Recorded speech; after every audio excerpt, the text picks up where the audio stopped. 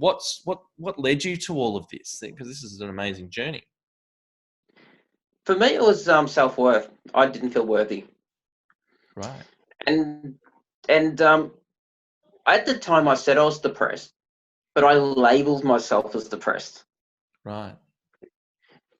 Because I was one of those kids at school who was never good at sport. I didn't really fit in. Everyone was better than me in everything. But the one thing I was really good at was being depressed. I could out-depress anyone.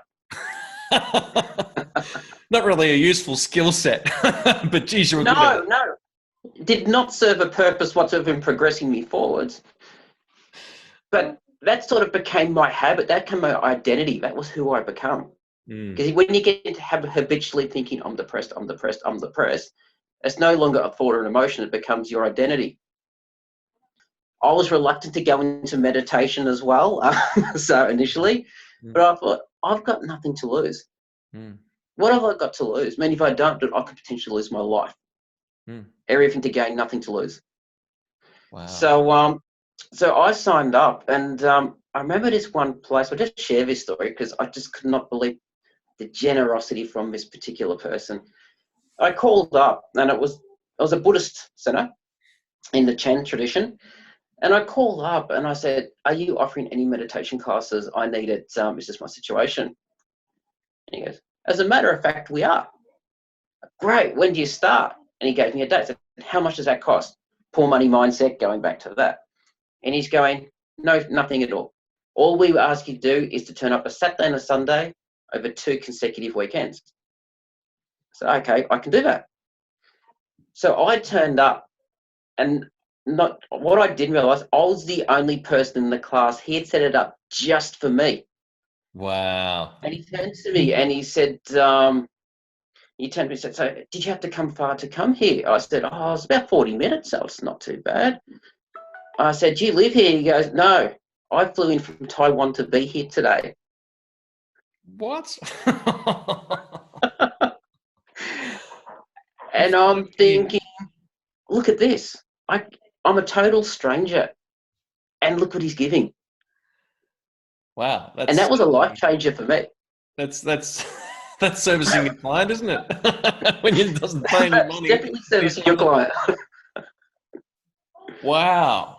That is interesting. So this was your, well, like my channel's called Fork in the Road. This is the fork in the road for you, where you've decided to try and do something, and then the universe has sort of dropped this, I don't know, what was he, a monk or something? What was he, some meditation dude in your lap to sort you out? He wasn't a monk, but he trained in the in the head office in Taiwan for this particular area of Buddhism. Right.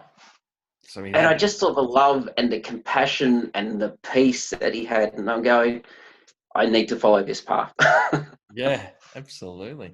And so over those 4 days, you obviously went there with hope, but were still very down. What was the transformation like through those 4 days, those 2 weekends? Now, this is the thing that why most people quit at the start. It stirred a lot of emotion.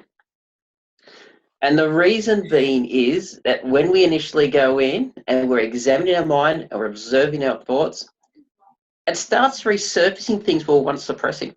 Because we never gave ourselves permission to acknowledge it. And I was bringing up all this emotion because particularly men, we get so we push it down, we get it, we push it down, we get it, we push it down. And that particular emotion starts building and building and building. And like a balloon, it's eventually going to burst. And we become broken. So I was sitting there and all this emotion's coming up. And he goes, that's good. And no, it's not feeling great. It's feeling terrible. I've been avoiding this stuff for 20 years. Exactly. He's just get it, acknowledge it. Once you acknowledge it, once you accept it, once you deal with it, it will release it. Right. And the more you get into that, the more habit you get of doing it and acknowledging where your mind's going, what it's thinking, and how it's operating. The more you release, the more peace you start feeling, the more motivation, the more opportunities start arising. Fantastic. And through this release and opportunity that I stepped into NLP and I stepped into this, got to start seeing I'm so much more capable than what I gave myself credit for. Mm. I can give so much. With my story, I can create such a change in the world using these tools. Fantastic.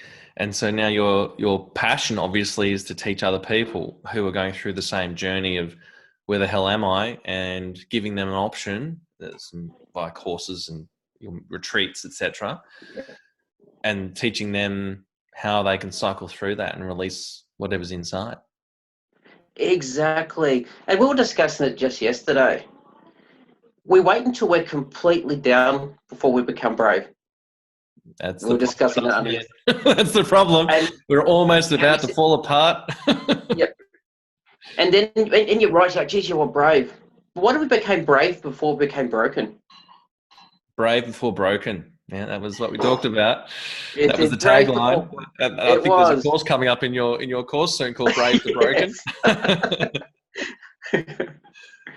That's But it amazing. is such a powerful message. Why wait until we fall apart before we start seeking the help?